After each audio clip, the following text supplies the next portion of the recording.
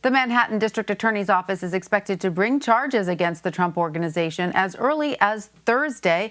The Trump Organization's legal team is expecting indictments related to alleged failure to pay taxes on corporate benefits and perks, including cars, private school tuition, and apartments.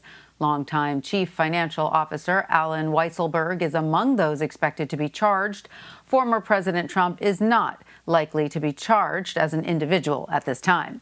For more, I want to bring in Nicole Sganga. She's a CBS News Homeland Security and Justice reporter. Hi, Nicole. So what specific charges are coming from the District Attorney's Office, and who is expected to be in court? Hi, Tanya. Good to be with you. Well, the Manhattan District Attorney's Office is expected to charge the Trump Organization and, as you mentioned, its Chief Financial Officer, Alan Weisselberg, with employee compensation tax-related crimes tomorrow. Now, this is really historic because it's the first time we're expected to see any criminal charges against the former president's company since prosecutors began investigating it 3 years ago. And this grand jury indictment is the result of an investigation led by the Manhattan District Attorney, Cy Vance, and it's focused on whether Mr. Weisselberg and other Trump Organization employees avoided paying taxes on benefits and perks from the Trump Organization, things like cars, apartment leases, even tuition payments for Mr. Weisselberg's grandchildren. Now, sources close to the investigation tell CBS News that Weisselberg is expected to surrender to the Manhattan District Attorney's Office tomorrow. He'll be fingerprinted and processed and arraigned in New York State Criminal Court, where we expect to see attorneys from the Trump Organization alongside the defendant.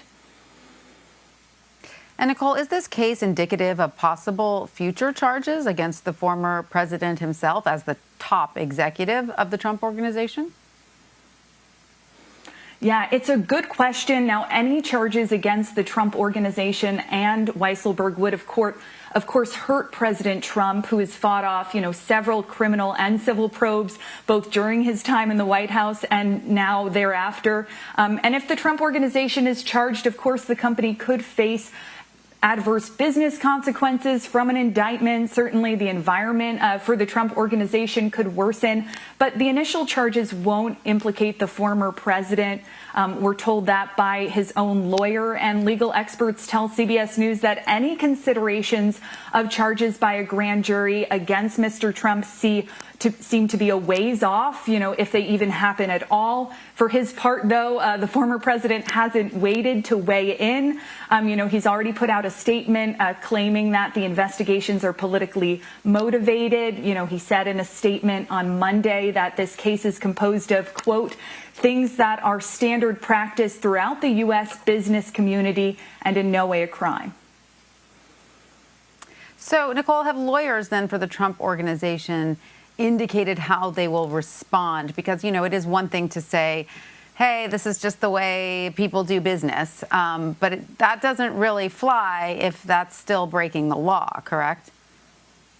Right. And Mr. Weisselberg and his lawyers haven't outright commented directly on investigations or possible charges, but attorneys for the Trump Organization do plan to immediately move to dismiss the case in court if and when charges are brought by the grand jury. That's according to our sources close to the investigations. You mentioned this. We, mentioned it yesterday in virtual meetings this past Monday and late last week on Thursday. Lawyers for Mr. Trump and his real estate empire tried to persuade prosecutors not to charge the Trump Organization. And, like you said, they argued that charging a company over fringe benefits or employee compensation would be rare, even unprecedented, but that's not exactly a defense. So CBS News has spoken to many legal experts. All of them tell us that they anticipate, this case will move forward and play out in the coming days, weeks, and months.